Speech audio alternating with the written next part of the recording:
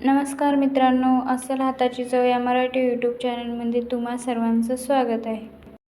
आजच्या व्हिडिओमध्ये आपण बघणार आहोत गावाकडे जे पावसाळ्यात शेतात भाजी येते त्यातील एक भाजी, ज्याला मठाची भाजी असे म्हणतात किंवा इंग्लिशमध्ये अमरनाथ लीव्ज असेही म्हणतात. तर यासाठी मी इथे एक मोठी जुडी घेतलेली आहे. ती अशी बारीक म्हणजे खुडून एक एक पान कापून घेतलेलं आहे. 5-7 वेळा स्वच्छ धुवून घेतलेली आहे. मित्रांनो, गावाकडील ह्या भाज्या म्हणल्या शेतातल्या की स्वच्छ धुवून घ्यायच्या 5-7 वेळा, कारण फवारणी वगैरे ते कीटकनाशकासाठी केलेलं असते. त्यामुळे कधीही ह्या भाज्या रानभाज्या घ्यायच्या तेव्हा स्वच्छ धुवूनच घ्यायच्या असतात. आता 5-7 वेळा स्वच्छ धुवून घेतल्यानंतर अशी बारीक कापून घ्यायची आहे. आता ही भाजी 2 पद्धतीने केली जाते. अशी कापून डायरेक्ट करायची किंवा मग आधी वाफवून घ्यायची, ज्याला आपण उकडून करून असे म्हणतो.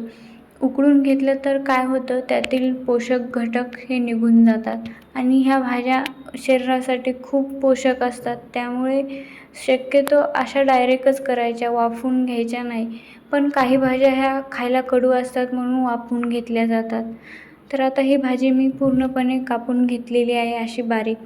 तर कढईमध्ये 2 मोठे चम्मच तेल घ्यायचं आहे. तेल चांगले कडकडीत करून घ्यायचे आहे. मित्रांनो, ही भाजी आरोग्यासाठी खूप चांगली आहे.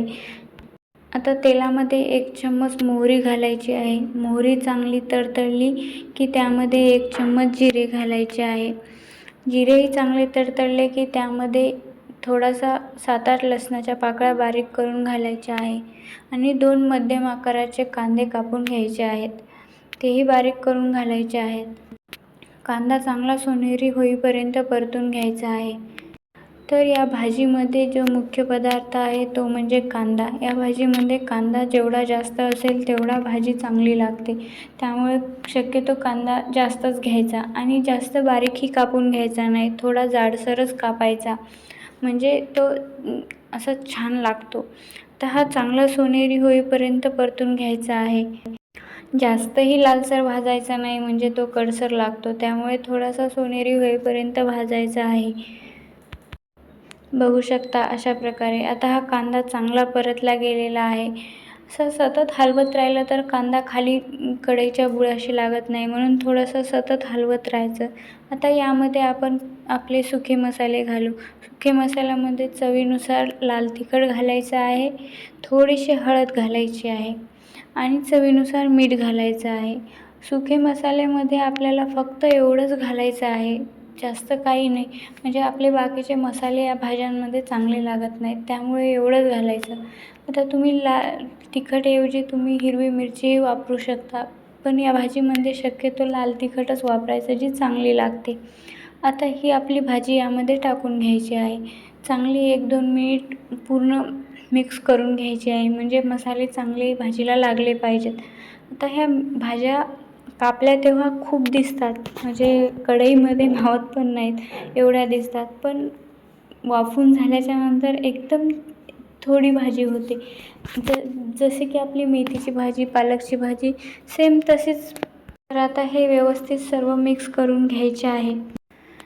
मित्रांनो, माझी आजी, आई ते सगळे सांगतात की ही भाजी हाडासाठी खूप महत्त्वाची आहे, म्हणजे हिने हाडे असे मजबूत होतात.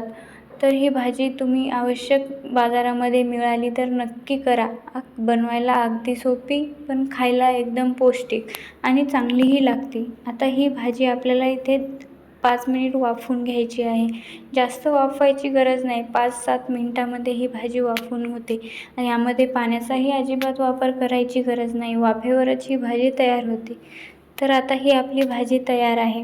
बघू शकता मित्रांनो, कमी साहित्यात कमी वेळात एकदम पौष्टिक आणि खमंग अशी आपली भाजी तयार आहे. मित्रांनो, या भाजीला आमच्याकडे तर मठाची भाजी म्हणतात. तुमच्याकडे काय म्हणतात हे कमेंट करून नक्की सांगा. व्हिडिओ आवडला असेल तर एक लाईक, शेअर, कमेंट नक्की करा आणि नवीन असाल तर चॅनलला नक्की सबस्क्राईब करा.